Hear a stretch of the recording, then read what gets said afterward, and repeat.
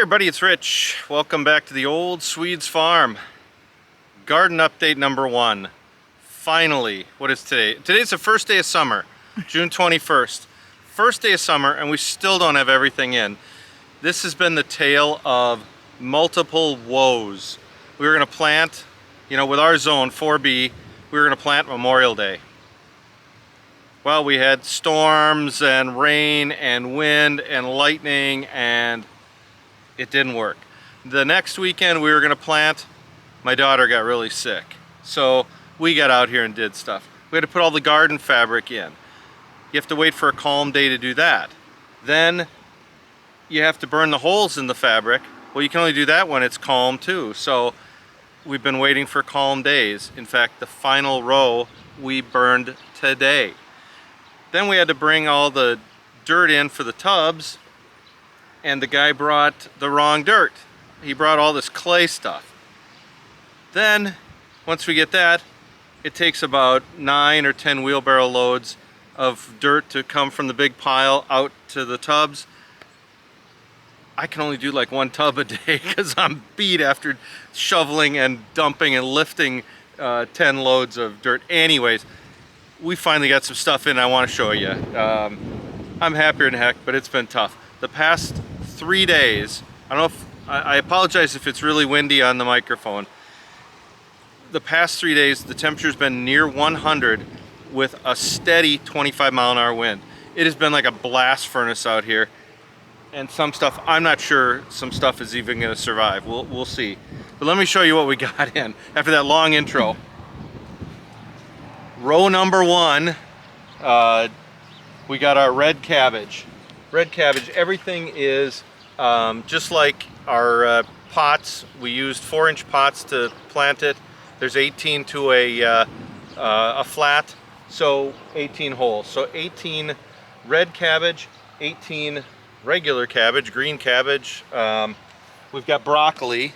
The broccoli just got in, so we're hoping with the high temps we've had that it doesn't bolt.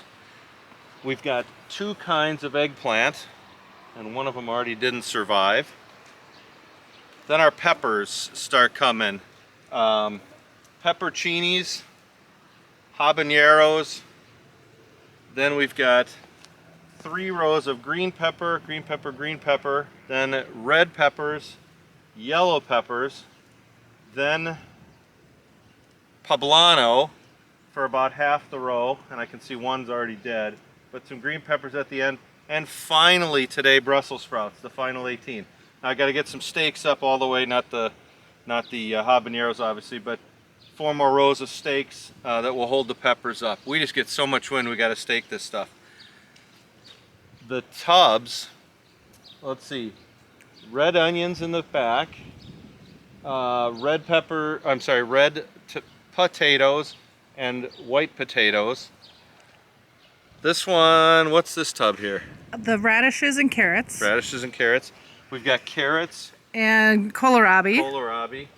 And then yellow onions. Yellow onions. So you can see they're taking off. Now our biggest struggle that you're going to see the rest of the way is weeds.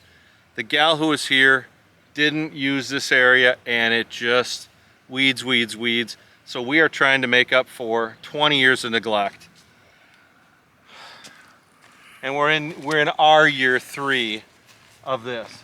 Now you'll see, other than the weeds, and we're going to be taming the weeds, trust me. We've got fabric, we've got some other ideas. I've got the torch out, we're burning.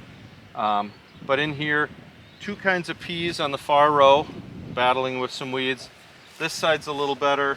Cucumbers, then green beans. Green beans all the way, and then yellow beans on the end. Yellow beans on the end. So come down here. We've actually been doing okay with the weeds, but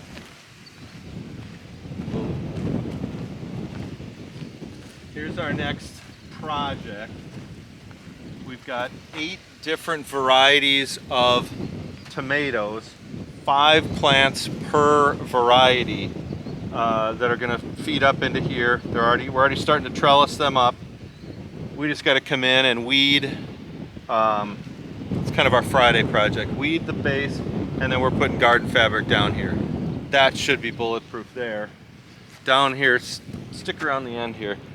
We've got a 10-foot area here that the farmer is still our property, but we leave this buffer so he can spray his chemicals and not get over here.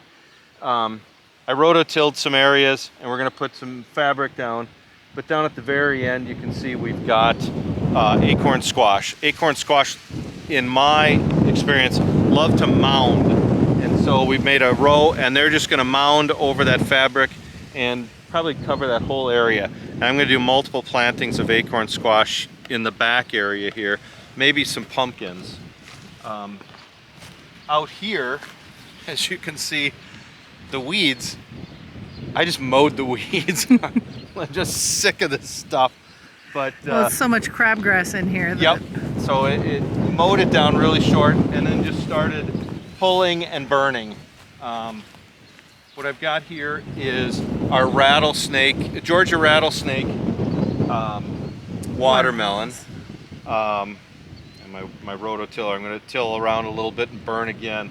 But those love to spread out, so I just kind of gave them a home base, and I'm going to train them in every direction from home base. And as they grow out, I'm going to continue burning and try to tame it that way. The same thing here with Holly's, what are these? A yellow doll. Yellow Doll watermelon. We got 2 packets of seeds, 18 seeds, and we got 7. The germination rate was not what I loved. The Georgia rattlesnakes that were, you know, $2 at the store rocked it. And we're gonna put some more rattlesnake around. And finally, what we've got in here is this is our Waltham squash. And the same thing, as that starts to spread out, I'm gonna burn the area and do that. I got room for one more, probably cantaloupe or something down there. I'm making a big compost mound, so I can really just use that. I might even plant some potatoes and stuff in there as it's composting. And we got extra tomatoes, so instead of wasting them, I'm gonna try some, to put our big support system on hook it to the fence posts and use that for tomatoes along here. And if they grow this way and the girls see them and they eat them, who cares? But have at them. But it's extra stuff. We can donate somewhere, we can give it away, whatever. But we're doing that. And one thing, we're still working on our watering, but we can run the hose and water down in this end. We took 200 feet of hose and just zip tied it right to the fence and brought it all the way around to the back. So we can water out the back. So still not a long-term solution, but it's gonna work for us. So hopefully we're watering easier. We're a little bulletproof. The girls aren't getting in here to eat all this stuff. We're exhausted. I think that's it. Garden tour number 1. We've still got the whole area for pumpkins, more watermelon, all sorts of squash, Jack B. Littles. We got all that stuff inside the seeds. We're starting them. I don't want to plant them as seeds and have them sprout, and then the girls get around, do the end around into the corn and come and eat them. So I'm letting them get bigger, one project at a time. Garden tour number 1, everybody. I've seen all your videos and I know you guys are rocking it. We're trying. So anyways, we'll keep giving you updates through the summer, but the garden's in, most of it. Cheers, everybody. Take care.